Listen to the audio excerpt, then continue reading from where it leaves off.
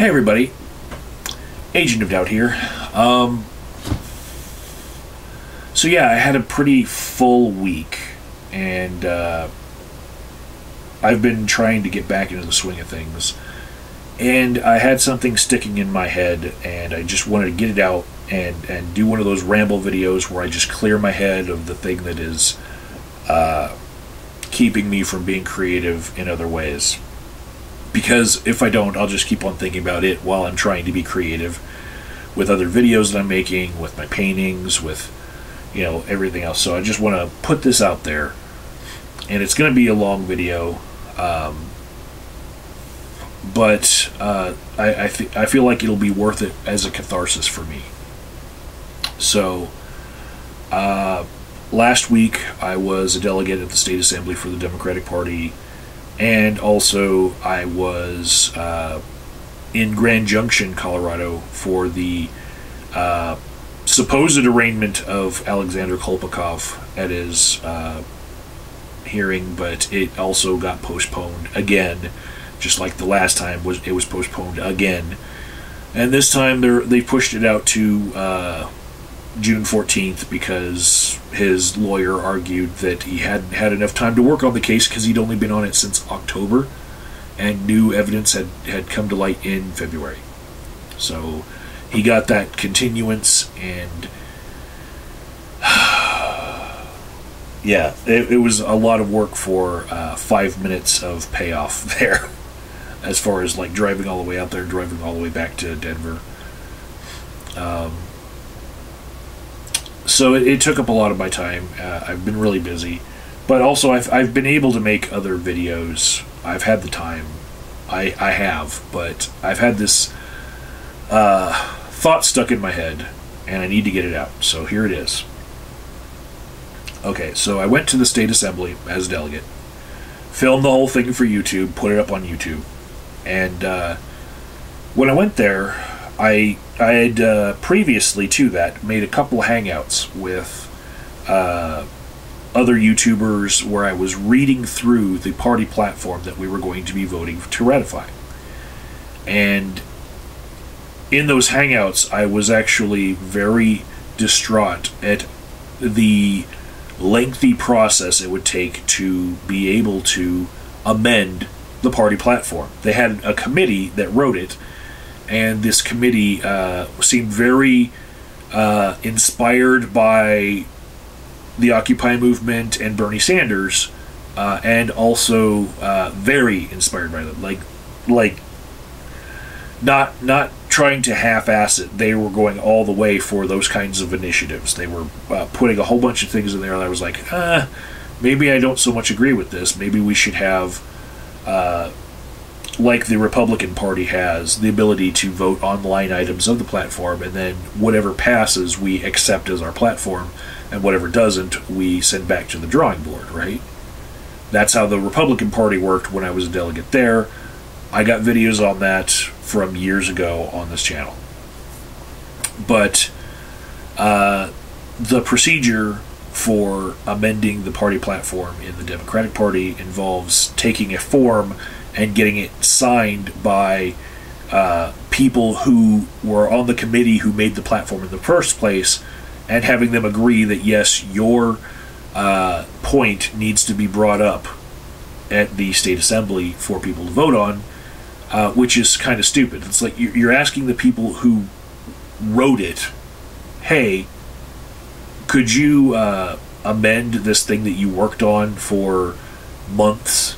You know, could you please allow us to have this discussion on how your work wasn't complete enough, or was wrong, or we disagree with it, and you don't reflect our values?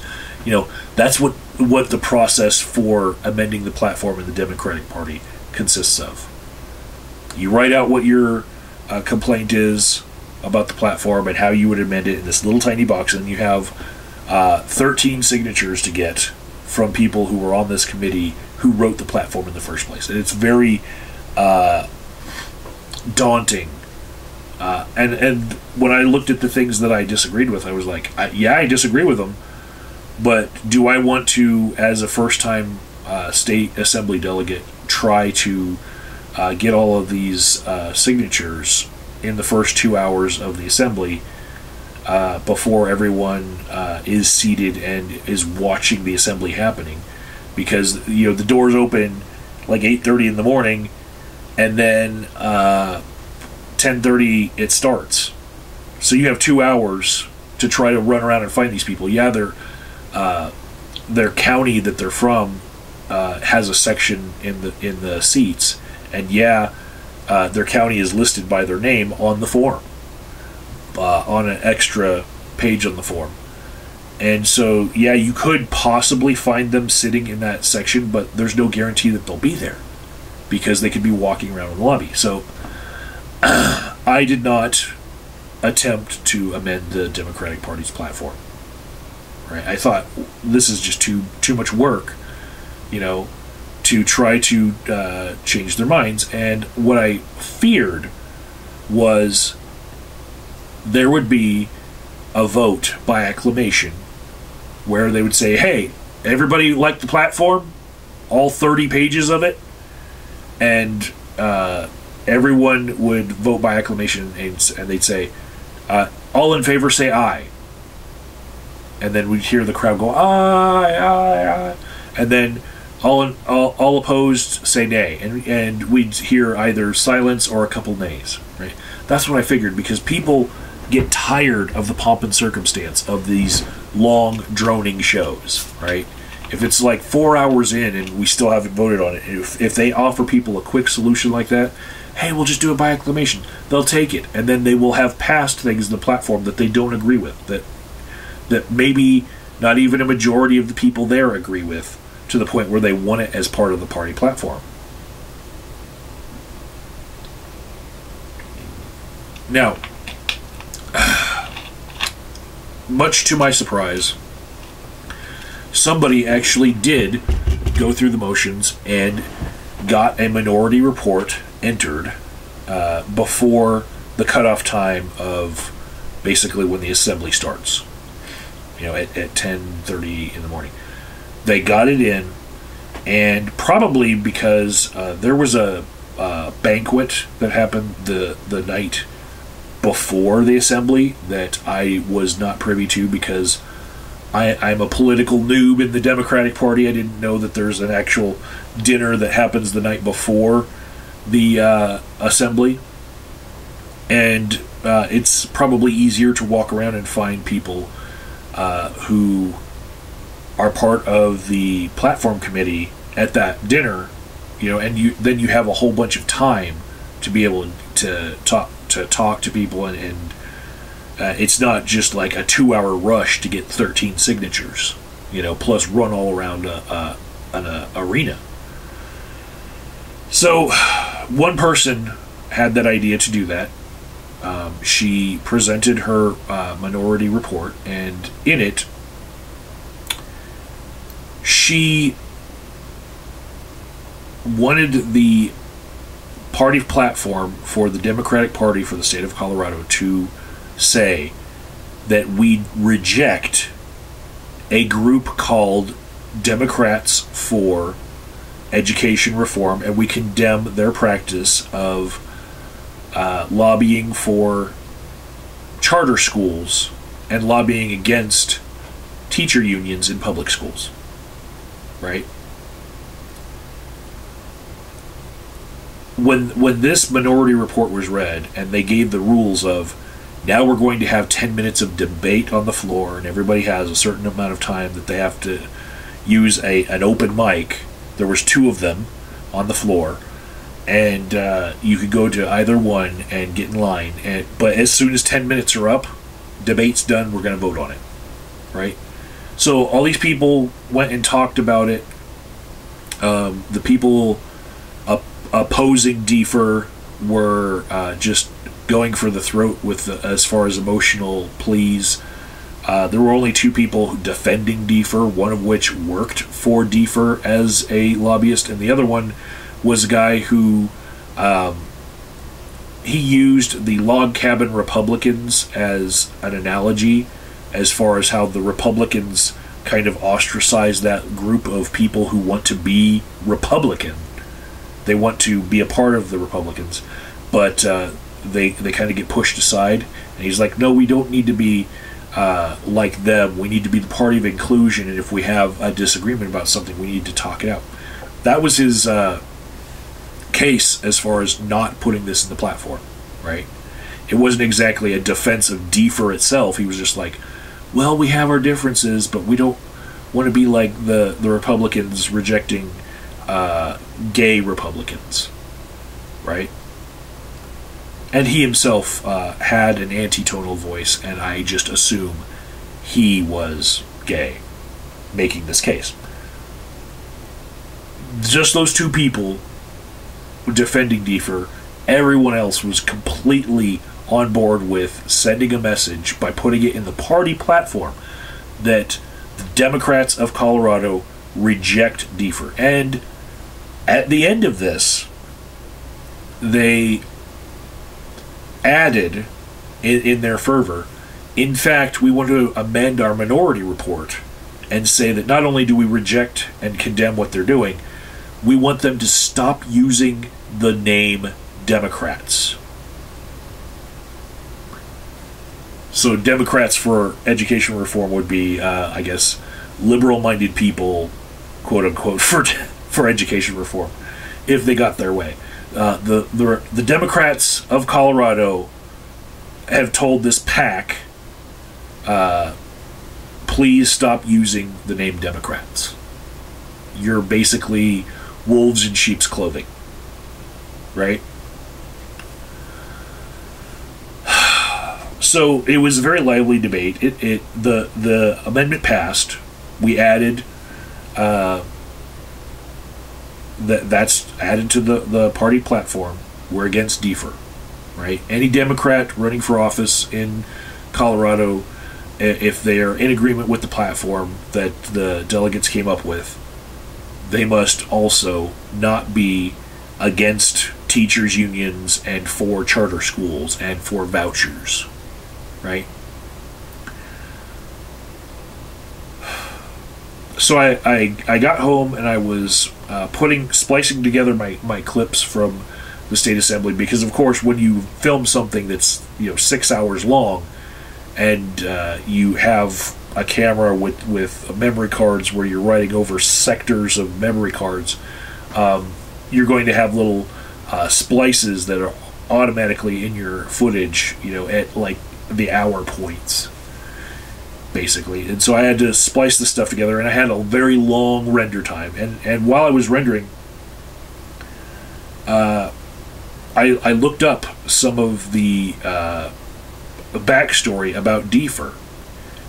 Found out basically they are a PAC which doesn't have to report where they get their money from, but by their bent, I could even assume that the Koch brothers would find this a PAC worth giving money to, right?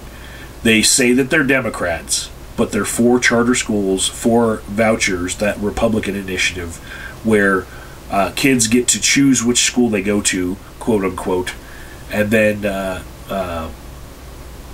parents who want their kids to not learn about evolution or liberal talking points and whatnot, they can put their kids in very radicalized conservative charter schools. And this is a simplification of things, but basically in the public education sphere you have liberal administrative body, and you have liberal teachers versus charter schools where you have conservative, often radical conservative administration, and you have conservative teachers, right? And so it's just a matter of like, what do you want your kid to learn? Do you want them to grow up having learned from liberals or having learned from conservatives? That's the way it is. The whole charter school voucher initiative that Republicans keep trying to put forward in every municipality and every level, it's all about undermining the union of teachers in the public education system, right? And the fact that we rejected DFER was, to me, like a huge thing.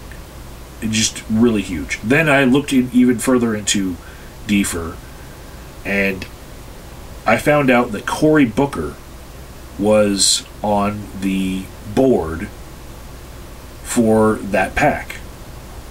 And what I remember Cory Booker from is actually he's a perennial villain on the Secular Talk channel, Kyle Kulinski's show, right? He's the establishment Democrat who might as well be a Republican in Democrats' clothing. You know, he is basically as establishment as Hillary. And Kyle Kulinski was totally Bernie bot, never Hillary shill. He very much vilifies Cory Booker for all of what he stands for.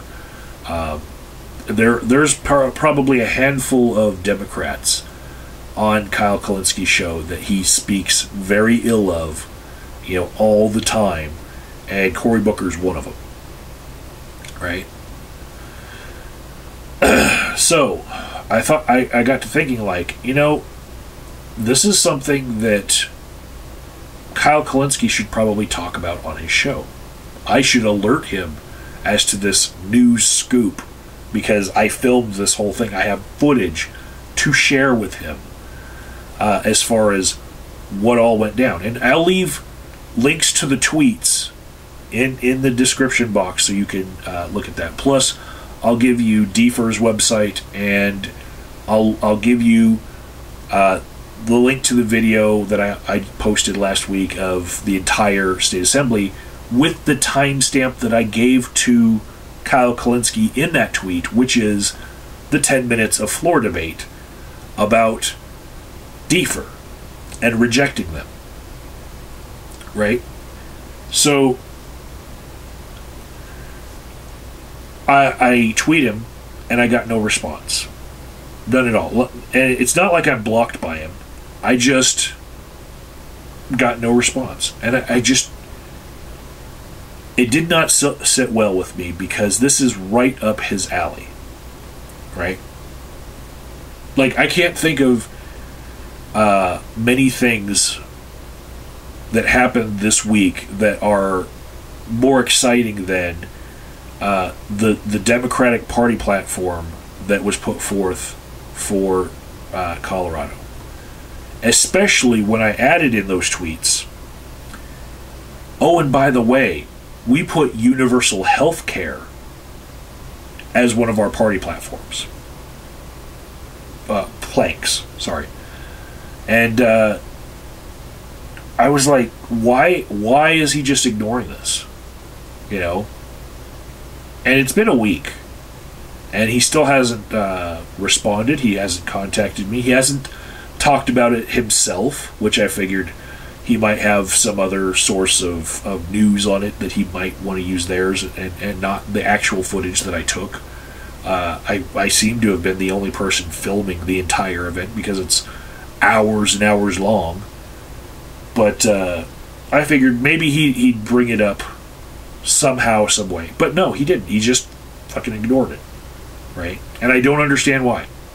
I mean, if you watch my channel and you watch his channel, if you're one of those that watch both of us, you know he talks about universal health care all the time with the whole Justice Democrats resolutions where they believe in, you know, no money from PACs, no corporate money, no people who want less than universal health care, Medicare, Medicaid for all, right?